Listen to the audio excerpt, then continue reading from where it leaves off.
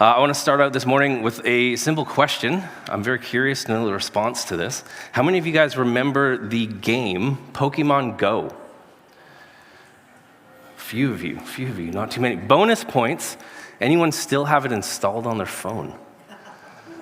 Yes, absolutely. Back corner. I love it. I wouldn't know how many people would know or remember this game, but it was a huge deal.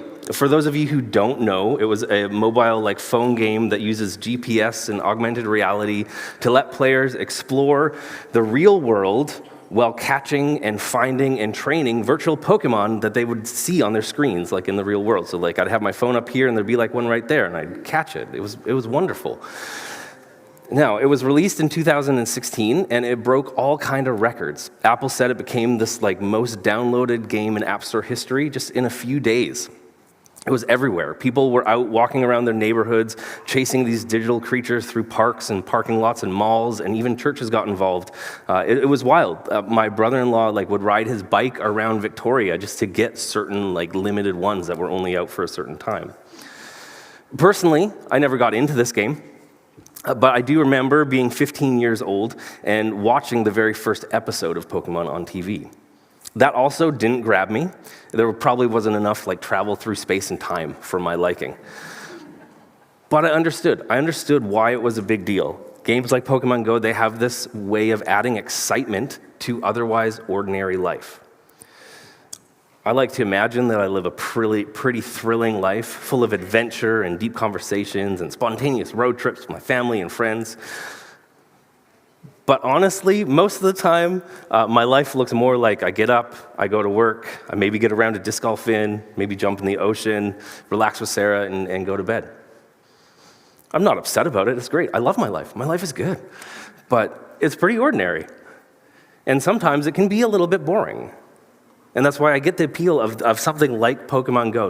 It was new, it was exciting, it gave people the sense of adventure, it taps into something real that we feel. Our human desire to be part of something bigger, part of something meaningful, part of something fun. Or it just shows how easily people jump on a bandwagon back then. But here's the thing about it. It also is a pretty accurate picture of what many of us want in our life.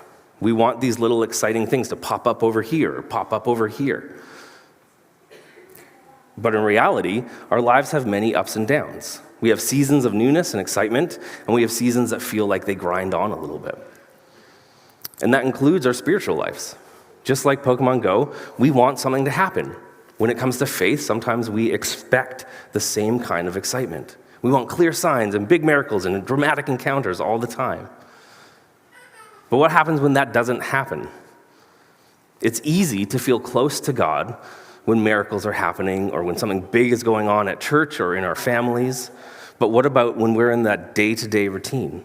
When life is filled with school drop-offs, bills, long work days, endless errands, or when we're just tired or stuck or just not feeling it?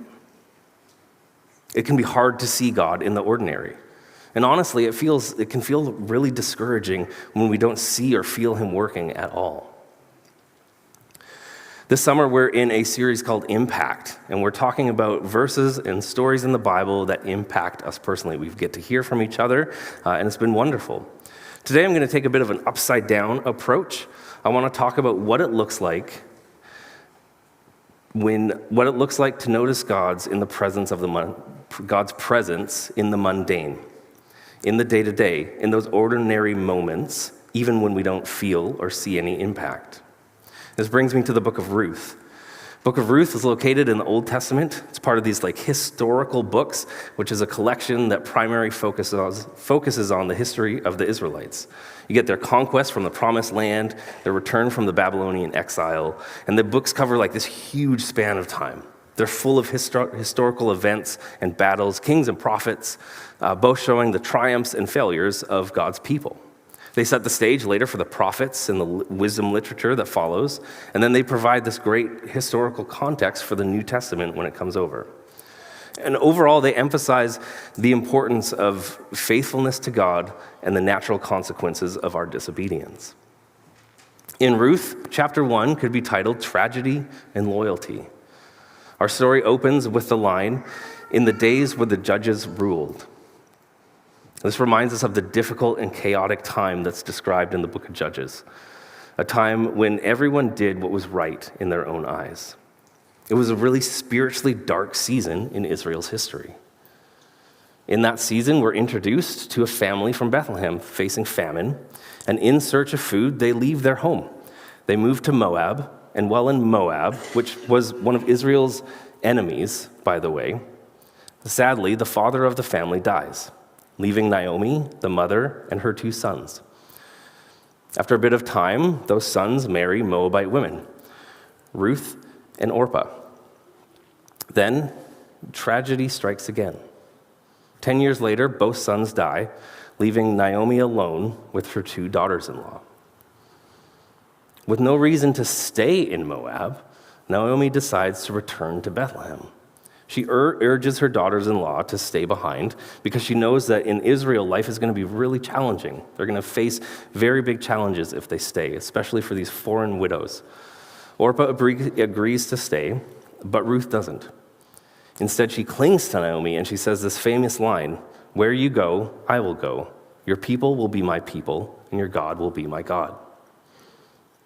So these 2 women, they return to Israel together, and the chapter ends with Naomi renaming herself Myra, which means bitter, because she's grieving her losses.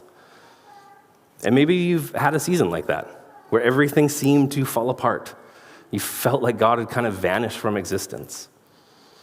Ruth's loyalty reminds us that when life is painful, love, faithfulness, and walking with someone through suffering are acts that deeply matter. Ruth doesn't know how the story is going to unfold, but she keeps on going. She keeps on trusting, and her faithfulness matters, even in the bitterness. Chapter 2 we could call Provision and Hope. Back in Bethlehem, Naomi and Ruth need food. Thankfully, it just so happens to be the beginning of the barley harvest. And Ruth heads out to glean in the fields. Gleaning is something that you would do after a farmer would go and do their harvest. People would go out and glean what's left over. They would take it from the ground. She wouldn't have actually been allowed to do that, being a foreigner and a widow, but it just so happens that she found herself in the field of a man named Boaz, who also just so happened to be Naomi's relative.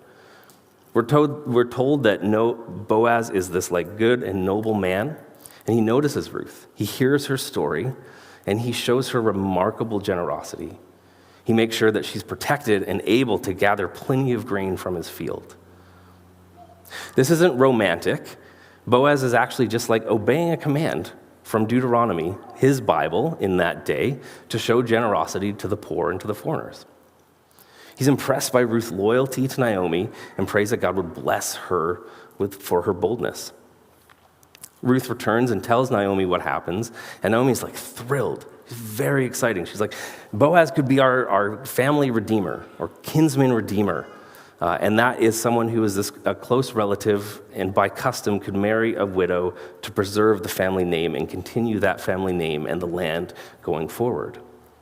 And for the first time in a long time, Naomi begins to hope. Ruth didn't know where she was going to end up that morning. She just knew that she needed food, so she went. Boaz didn't know how much his kindness would matter, but he just obeyed the law that he was supposed to follow. Chapter 3 could be called a bold proposal. Naomi and Ruth, they come up with this plan. They want to make their situation known to Boaz. Ruth is going to stop dressing like a grieving widow and subtly show that she's open for marriage. She approaches Boaz one night on the threshing floor. The threshing floor is this place where they prepare the harvest for storage. Farmers would usually sleep there so that no one would steal their harvest. So naturally, Boaz is startled when Ruth comes, but he listens.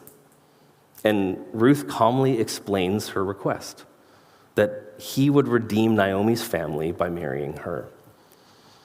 And Boaz is deeply moved by this. He calls Ruth a woman of noble character. He promises to resolve the matter the very next day before the town elders. So yeah, it's a bit of an odd first date location, but ancient Israel didn't have coffee shops. So threshing room floor, I guess, right? That's where you're going to go. Ruth returns to Naomi with this good news, and they celebrate together. And faith sometimes means taking a risk, opening up, asking for help, trusting someone with your future. Ruth does this and shows this with boldness and grace. She's unsure of how Boaz is going to respond, but she steps forward anyways. She doesn't let the uncertainty stop her. Moving to the final chapter, chapter 4, could be called Redemption and Restoration. And here's when it kind of all comes together. Boaz goes to the gate to settle things, and he learns that there's another family member who technically isn't first in line to redeem the family. But when this man hears that Ruth, the Moabite, is part of this deal, he declines. So remember, they were enemies. They really didn't like each other. Boaz, however, knew Ruth's true character. He had spent time getting to know her, and he steps in, marries her, and redeems the family and the land. Just as Ruth was loyal to Naomi at the beginning, Boaz is now loyal to her family as well. So you get the story ending with the reversal of all the tragedies at the beginning, and now you have this like joy and restoration. And later, Ruth gives birth to a son. They name him Obed, and Naomi like holds him in her arms, and she finally feels that her family, her name, and the legacy is going to move forward through the son. And God's always writing a bigger picture story than we can see. What begins in heartbreak can end in redemption. God works through loyal people and faithful decisions to bring new life, to bring healing, and even joy, often in ways we don't expect. And that's something that's really easy to forget when we feel stuck in life, when life can be boring or just straight up too hard. I love the way that this book breaks down. It's filled with symmetry. We've got chapters 1 and 4 that mirror each other. Tragedy gives way to restoration. Chapters 2 and 3 also mirror each other. It begins with a plan between Naomi and Ruth. It's followed with an encounter between Ruth and Boaz, and then it ends in celebration. But maybe the most surprising thing about this book, the twist or the cleverness of it, is how little God is mentioned directly. The characters talk briefly about God, but the narrator never tells us, God did this, God did that, he was over here, he was doing this. And that's part of his brilliance, because behind the scenes, we can clearly see that God is at work weaving together circumstances and choices of these people. Naomi's tragedy left her feeling abandoned, or that God was punishing her. But the whole story is about God's mission to restore her family. Through Ruth's boldness, through Boaz's generosity and integrity, and through a series of small but faithful choices. This story carefully explores how God's purposes often unfold through ordinary people making faithful decisions. God weaves together the faithful obedience of his people to bring about his redemptive purposes for the whole world. Because here's the real end of the story, the post-credit scene, if you will. The book of Ruth ends with a genealogy, showing that Boaz and Ruth's son, Obed, was the father of Jesse, who was a father of David, as in King David, from which we get the lineage of Jesus. John Colin says it like this: all of a sudden, these seemingly mundane, ordinary events in the story are woven into God's grand story of redemption for the whole world. And so the book of Ruth invites us to consider how God might be at work in the very ordinary, mundane details of our lives as well. And that's something that we need to hear. This story encourages me in the times when I'm just trying to do my best. I'm just trying to live my life, to be a good husband, to be a good father, to follow Jesus well, to love my neighbors, to work hard. When I'm going through the day-to-day, whether the good things are happening or bad things are happening. And I have no idea what God is doing in my life or if he's even working in any of my situations. It's not easy to notice God's presence. Sometimes we might never see how our story fits into the bigger picture. In these moments of uncertainty, there's a few things that I've found helpful in seeking God's presence. The first is that you step back.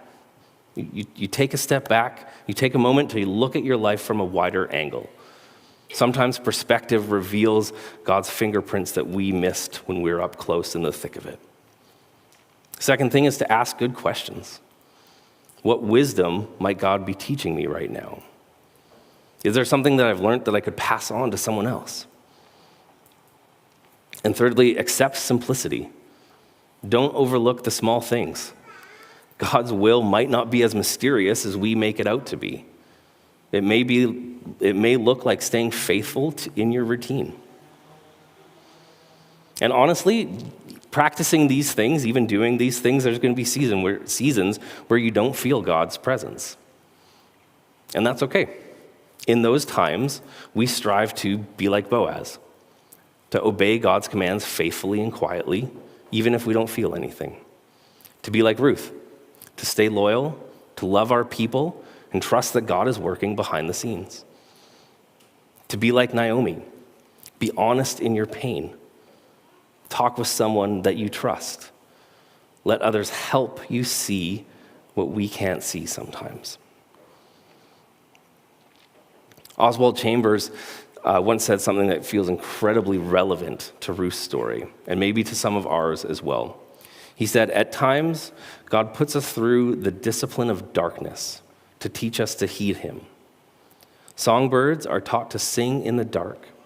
When you are in the dark, listen, and God will give you a very precious message for someone else when you return to the light." So as you head into another ordinary week with dishes and deadlines and traffic and repeating yourself for the 100th time, routines, remember that God is with you, God is working, and your quiet faithfulness matters more than you know. Keep going. Keep trusting. God is not done with your story. I'm going to ask the deacons to come forward as I pray, and then we're going to move into communion. God, thank you so much for today. Thank you for a wonderful time to be able to listen to the story of Ruth and take encouragement that you work behind the scenes, that you are looking after us, that you are for us, and that by following and obeying, we can do amazing things. I pray that you would bless us as we live our lives, whether they are exciting or boring, whether they are hard or easy, but that we would continue to press forward in them. All right, I'm going to hop right down here.